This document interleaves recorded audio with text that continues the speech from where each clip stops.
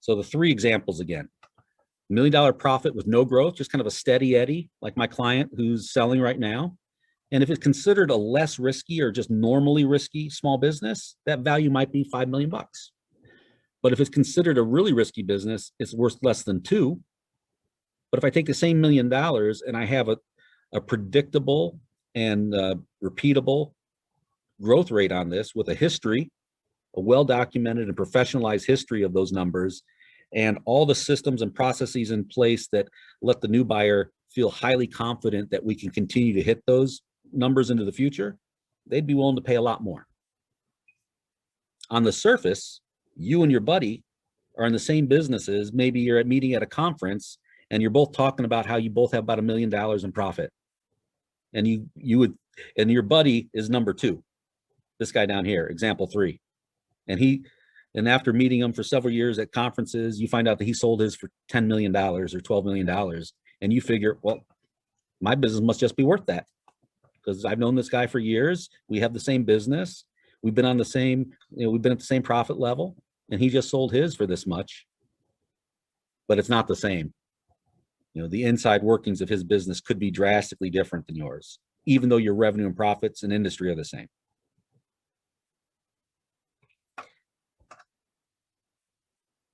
And just another way to look at this value over time. This is not necessarily that someone's willing to pay you this much today, but if you can grow your business over time, over a 10-year window,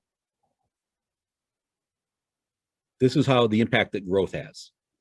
That we're not just maintaining steady Eddie growth, but if you had 0 growth, it's 5 million, 20% we talked about, 30 or 40% growth, depending on your business and where you are with it.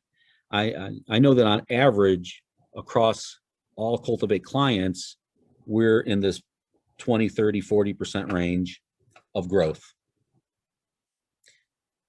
Now, the likelihood of that continuing forever into the future, at some point, you get to a size where, you hit just more normal growth rates. But just be aware that when we start de-risking your business, just generally speaking, more professional, more predictable, it's less dependent on you. That equals, in the eyes of a buyer, a less risky business. Also, it means for you as the owner, a less time consuming and a much more profitable business to get back to business freedom. Because not everybody on this call is ready to sell today. So by addressing these things, you can actually turn this business into something that does give you the time and the money that you want.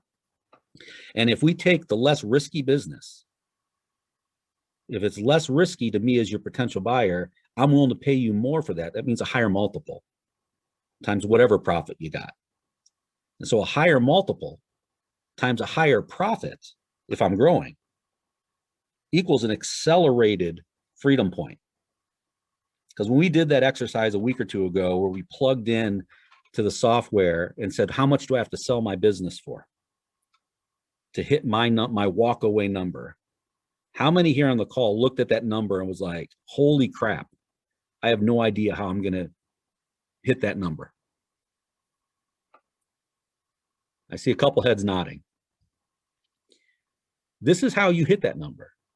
When we de-risk the business and you grow revenues and profits, all of a sudden you start making big gains in the value. And everything you're doing as you own it, even if you never plan on selling it, but like Jay, you just want to exit operationally, you're doing it in a way that the business is transferable, because it doesn't matter if you're going to sell it or not. The business has to be transferable to either the leaders who are going to run it. Doesn't mean the equity is being transferred to them, but that the business could be run by them without you. Makes a huge difference. So adding growth into the mix is how we accelerate. When you do all the other things that you're doing with Cultivate and you're growing, we should be able to see this kind of hockey stick type of growth in the value of your business over time. What questions does anybody have about that?